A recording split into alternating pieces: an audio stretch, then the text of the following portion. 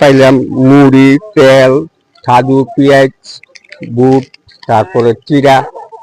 কত টাকার বিনিময়ে? 10 টাকায়। 10 টাকার বিনিময়ে পাইছি, চাম সামগ্রী পাইছি। 10 টাকায় ইস্তারি পাইছি, আর সামগ্রী আলাদা আর ভালো করতে পারি, ভালো দিতে পারে। 10 টাকা দামের তেল, লবণ, চাল, ডাল, খেজুর, তারপরে এই ছোলা, বুট, মুড়ি এটি পাইছি। প্রতি বছরের ন্যায় এবারও বিক্রমপুর মানব সেবা ফাউন্ডেশন 10 টাকায় ইফতার বাজার পরিচালনা করতেছে।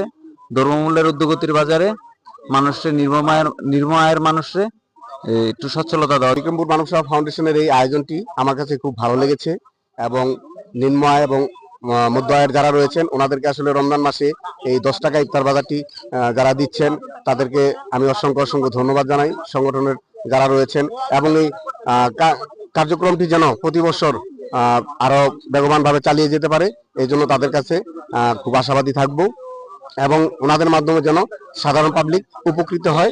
আজকে বিক্রমপুর মানব সেবা ফাউন্ডেশনের পক্ষ থেকে 10 টাকায় ইফতার বাজার প্রোগ্রাম হচ্ছে কামারখাড়া বাজার স্কুল মাঠে। তো এইখানে আমাদের 10 টাকায় 1 কেজি ছোলা, 1 কেজি পেঁয়াজ, 1 কেজি সয়াবিন তেল, 1 কেজি মুড়ি, 1 কেজি চিরা, টোটাল 8টি আইটেম আছে। দ্রব্যমূল্যের ঊর্ধ্বগতির বাজারে এখন 10 টাকায় কিছুই পাওয়া যায় না। তো আমরা চেষ্টা করছি বিক্রমপুর মানব সেবা ফাউন্ডেশন নিম্ন মধ্যবিত্ত ফ্যামিলির জন্য এই 10 টাকা ইফতার